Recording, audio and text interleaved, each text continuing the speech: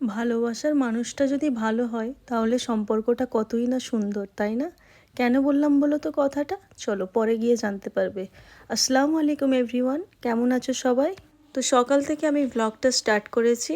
উঠে আগে বাসি থালা বাসন মেজে নিয়েছিলাম, তখন আমি একটুও ভিডিও ক্লিপ নিইনি, কারণ আজকে আমার মন মেজাজ খুবই খারাপ ছিল। জানি না কেন রাতে ঘুম আসতে অনেক দেরি হয়েছে। যদিও আজকে আমি উঠেছি 10:30টায়, আমাকে ডেকে ডেকে তুলেছে, তবুও যেন ঘুমটা অসম্পূর্ণ ছিল। তো তারপর ব্রাশ করে মুখ ধুয়ে চা খেয়ে আমি এসেছি রোজের মতো আম্মাজির হাতের জোগাড় করে দিতে। উনি ওদিকে শাক বাছছিল আর আমাকে বলল তুমি ভাতটা বসিয়ে দাও, তো ওটাই আমি করছি। রান্নাঘরে তো অনেক রকমই কাজ আছে, তোমরা যারা রান্নাঘরের কাজ করো জানো। রান্না করা তো মেন কাজ, কিন্তু তার সাথে সাথে অনেক রকম কাজ থাকে। বাজার গোছানো, যেখানে যেগুলো রাখার রেখে থালা ঘেঁটে থাকে ওগুলো গুছিয়ে এক সাইড করা, অনেক রকম কাজ থাকে। তো সেই সব মিটিয়ে আমি সিহানকে ডাকতে এসেছি।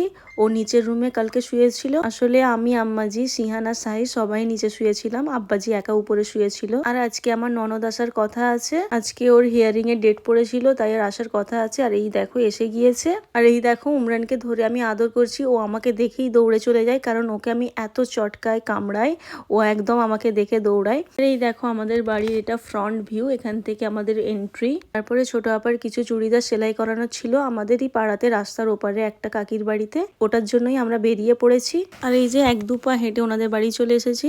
ওনাদের ওই সিঁড়ি থেকে আমাদের ঘরটা দেখা যাচ্ছে, ওটাই তোমাদের দেখালাম। তারপরে বাড়ি এসে দেখলাম একটা পার্সেল এসেছে, তো খুলে দেখি কি আছে। তো এই দেখো আম্মাজি ওই সিহান সাহিরের জন্য হোয়াইট সক্স অর্ডার করেছিল, ওটাই এসেছে। দেরি করে উঠলে সত্যিই সব কাজ দেরি হয়ে যায়। অনেকটা বেলা হয়ে গিয়েছে, ঘরদোর পুরো ঘেঁটে পড়ে আছে, একদমই গোছানো হয়নি। তো এখন পুরো সব পরিষ্কার করে ঝাঁটা দিয়ে নিচ্ছি। আর উমরান কিন্তু ওর মাকে একভাবে খুঁজে যাচ্ছে, ও জানে না ওর মা কোথায় গিয়েছে, হঠাৎ করে চলে গিয়েছে ওকে আড়াল করে।